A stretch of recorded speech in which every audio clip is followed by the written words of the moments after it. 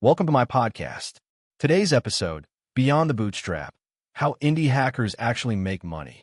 Forget the hype surrounding building the next big SaaS company. A closer examination of successful independent founders reveals a much more diverse and profitable landscape.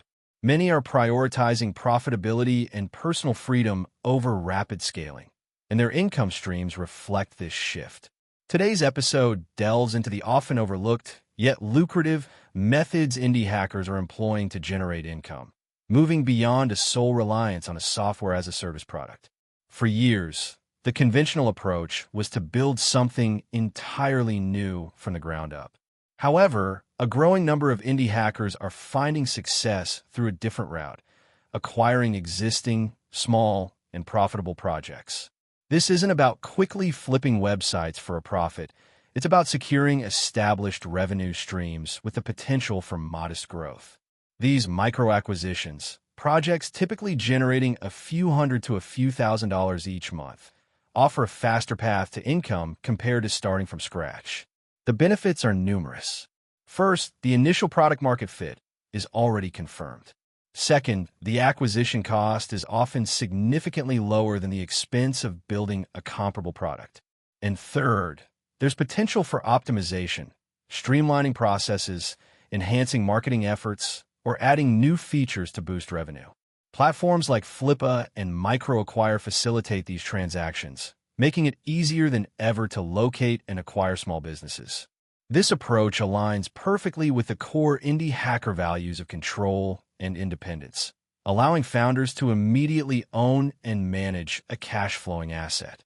While SaaS subscriptions remain a common model, many indie hackers are diversifying their income with services that encourage ongoing engagement and repeat business.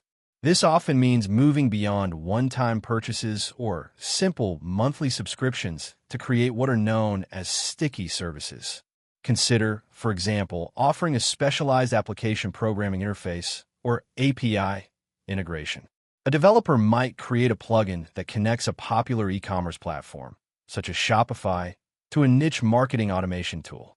The initial cost to the user might be relatively low, but the ongoing value, seamless data synchronization, and automated workflows creates a strong incentive to remain a customer. This is a much more stable income source than relying on a single product sale. Another example is offering personalized onboarding or custom feature development as add-ons to an existing product. This not only increases revenue, but also strengthens customer relationships and provides valuable insights for future development. This strategy also extends to offering premium support tiers. Many indie hackers have discovered that providing dedicated, responsive support can be a significant differentiator, justifying a higher monthly fee. The key is to identify customer pain points that they are willing to pay to have resolved quickly and efficiently. The temptation to build the next big thing is strong, but many successful indie hackers are deliberately focusing on incredibly specific niches. This allows them to avoid direct competition with larger companies and cater to a highly targeted audience with unique needs. Many of the most profitable indie projects serve extremely narrow markets. For instance, a tool designed specifically for managing inventory for vintage vinyl record stores, or a plugin that automates a particular task within a specialized customer relationship management or customer relationship management system. The advantages of focusing on a niche are substantial. Marketing costs are lower because efforts can be concentrated on reaching a smaller, more defined audience. Customer acquisition is easier because messaging speaks directly to their specific pain points. And pricing power is often higher because a solution is offered that is difficult to find elsewhere. Many solo founders have found that it's easier to become a dominant player in a small market than to compete in a crowded one. Time is the most valuable resource for any indie hacker. Therefore, many are actively exploring ways to leverage automation and artificial intelligence to maximize their income with minimal ongoing effort. This isn't necessarily about building complex AI-powered products, although that is certainly an option. It's about automating repetitive tasks, streamlining workflows, and creating systems that generate income while the founder focuses on higher-level activities.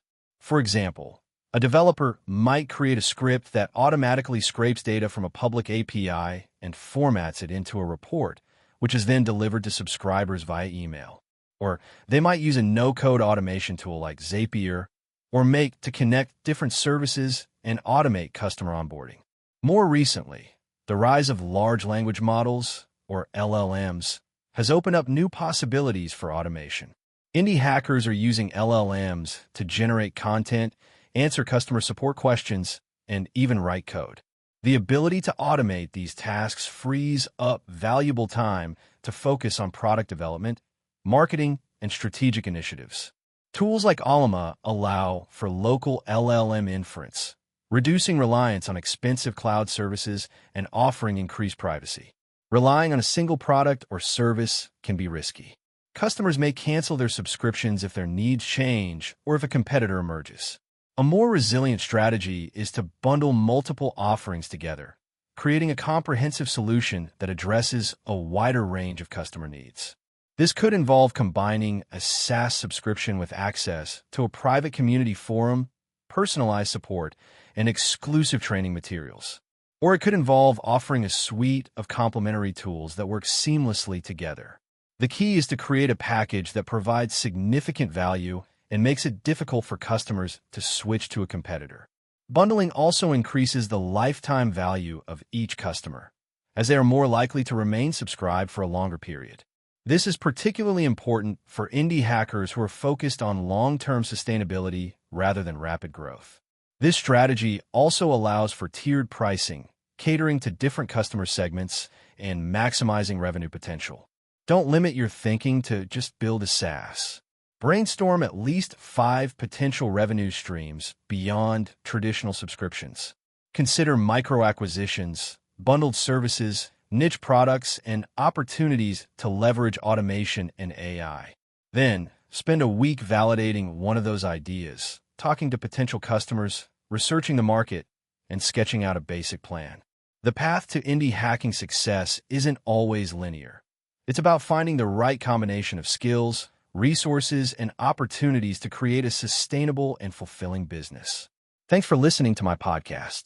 Visit gladlabs.io for more episodes, articles, and insights. See you next time.